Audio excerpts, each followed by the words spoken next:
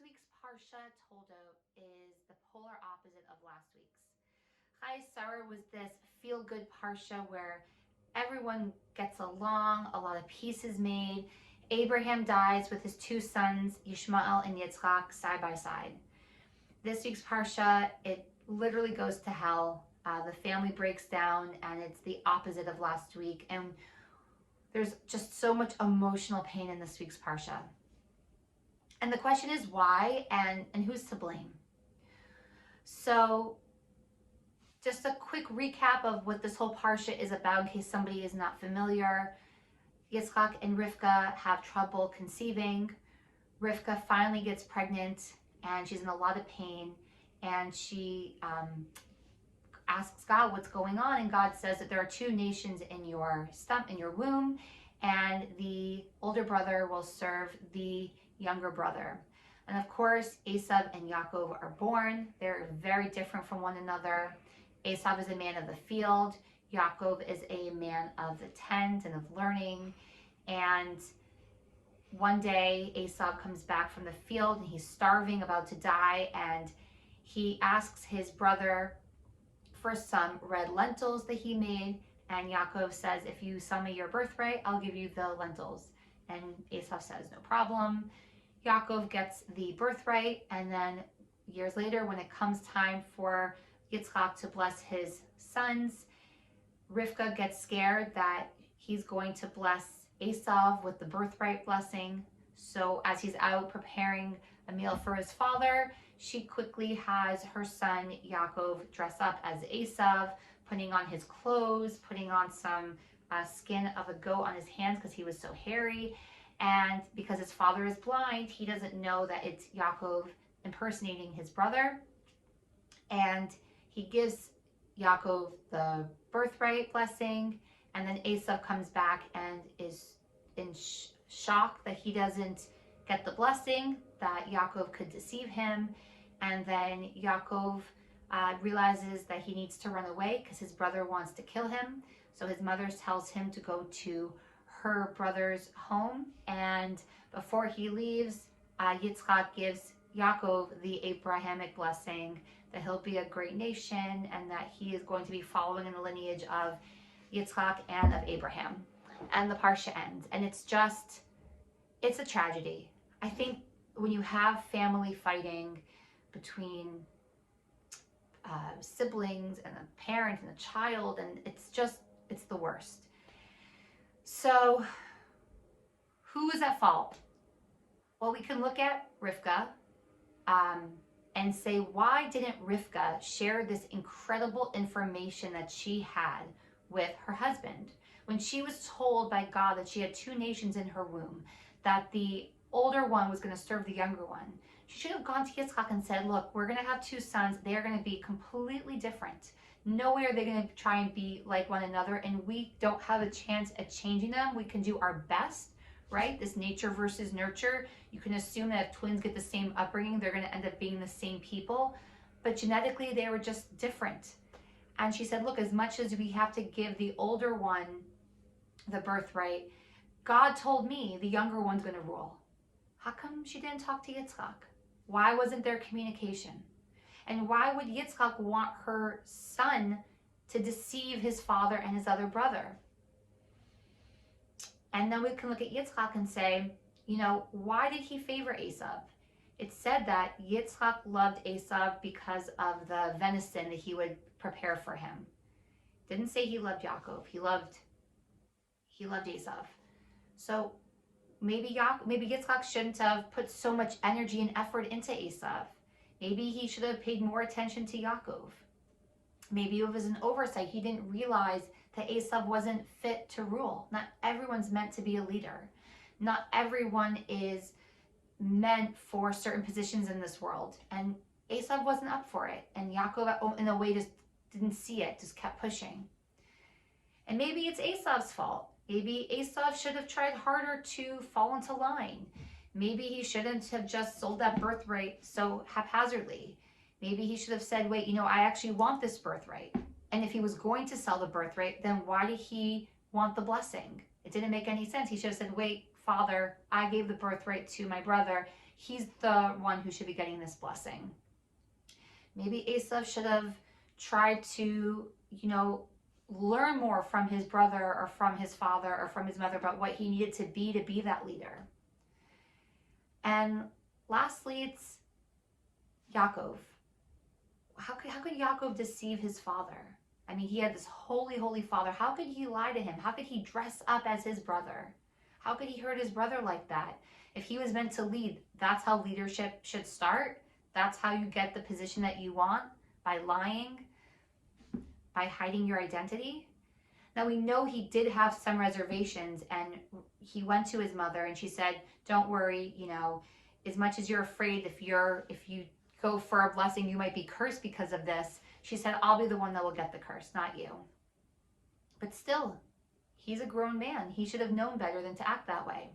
So there's a lot of people who are at fault, and you could blame on the breakdown of the family in this week's Parsha. But then I think about the name of this Parsha, Toldot, which means generations. This was a collective effort on why everything fell apart. It wasn't just one person. But not only was it not just one person's fault, the actions of every single major person in this week's Parsha had a catastrophic effect on the future generations. Because we know that Esav became a great nation, and the hatred between Esav and Yaakov has never been rectified. And not just that, but Esav eventually married the daughter of Yishmael. And those nations that came from Yishmael and Esav are still in conflict with the Jewish people today.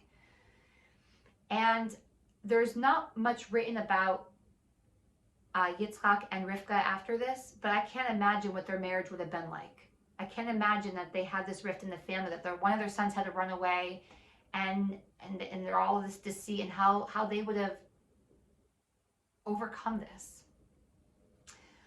But where I really see karma play out is with Yaakov, right? Because Yaakov could have said, you know what? I did what my mom wanted me to do. I got the birthright. I got the Abrahamic blessing. I'm okay. I'm scot-free. I'm going to go start this nation that I've been promised. But he doesn't get off that easy. Because when he flees to the house of Lavan and he wants to marry Rachel, he gets deceived. Because on his wedding day, after working 7 years to marry this woman, he was tricked. Leah, the older sister, dressed up as the younger sister, and he marries the wrong sister. He's deceived in the same way he deceived his father and his brother. And then he's deceived again. When Yosef was sold into slavery in Egypt, his children the brothers take Yosef's coat of many colors and drench it in blood, and they say Yosef is dead, when in fact Yosef was alive. He was on his way to Egypt. So we see that clothes, in a lot of ways, betray Yaakov in his life. In Hebrew, it's interesting, bigdei or beged is the root for betrayal. So he can't run away from his actions. They haunt him throughout the story. Now we know he becomes a great nation, and obviously this was the route that Yaakov was supposed to take. He was supposed to, end up in a certain position. This wasn't the way it was supposed to be. In fact, I believe that Yaakov and Esav were supposed to be partners. They were supposed to work together. They both had very different personalities. But sometimes to run a country, to run a nation, you have to have different leadership with different qualities. They were supposed to be partners. I would say that the most tragic part of this story is that everyone was kind of looking out for themselves, and they only saw their sliver of a vision of what it was supposed to be. But maybe if there had been more communication between Yitzchak and Rivka, Yaakov and Esav, Rivka with Esav, Yitzchak with Yaakov, maybe that partnership could have been, because they were supposed to be partners. You're supposed to have two brothers that work together, not two brothers that are in opposition, that turn on one another. And if Esav wasn't up for the task, there was a better way that it could have come about than this deceitful way. Now, there is hope in this week's Parsha. And for me, the hope is that just as much as these actions had lasting effects on the generations in a negative way, there was also a positive as well. because the entire scene of Yaakov dressing up as his brother, bringing 2 goats as meals to his father, is very reminiscent of the future Avodah service on Yom Kippur. When the Kohen Gadol, the high priest, on the holiest day of the year, when the Jewish people are asking for atonement, dresses up in special garb, he takes 2 goats. One is going to be sacrificed to God, and one is going to be sent off to Azazel, to scapegoat with our sins. But they're identical in every way. They're twins, and they're mixed up, and then they both go on their paths, and eventually the Kohen Gadol goes back into the Holy of Holies and has to go before God, and he sets off the incense. And this is just like the Yaakov story, because he dresses up, he's one of the twins, he brings 2 goats, and as much as there's no incense, his father can smell his aroma. He brings up the scent of of Yaakov, that he thinks is Esav, and he says it's the smell of the field. One of the most amazing things is that when we make a mistake, we can always overcome it. I believe that you can't run away from your past. You have to face it.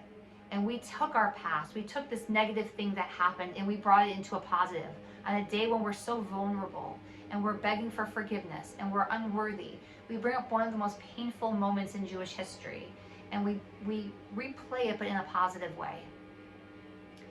And I think that's the hope, that one day there can be peace.